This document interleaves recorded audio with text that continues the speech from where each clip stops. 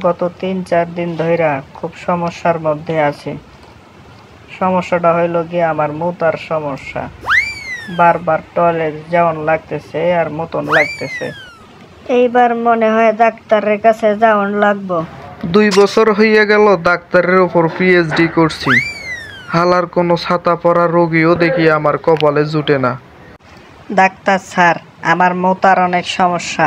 আমি ঠিক মতো মুততে পারি না। মুততে গেলে শুধু টন টন করে, জ্বালা পোড়া করে। পাইয়া গেছি এক মুরগি, এর হাতে হারকিন পাছায় বাঁশ দিয়া মাল কামামু। কি হলো ডাক্তার, কি ভাবতেছেন? আমার ওষুধ দেওয়ার ব্যবস্থা করুন। ঠিক আছে, ভিজিট দাও 2000 টাকা। আর এই নাও বোতল। এই বোতলটাতে কালকে তোমার মুদ নিয়ে আসবা, আমি টেস্ট করব। বোতলের মধ্যে তো মুদ ঠিকই আছে, কিন্তু সাথে চানাচুর কেন নিয়ে আসছো বুঝলাম না।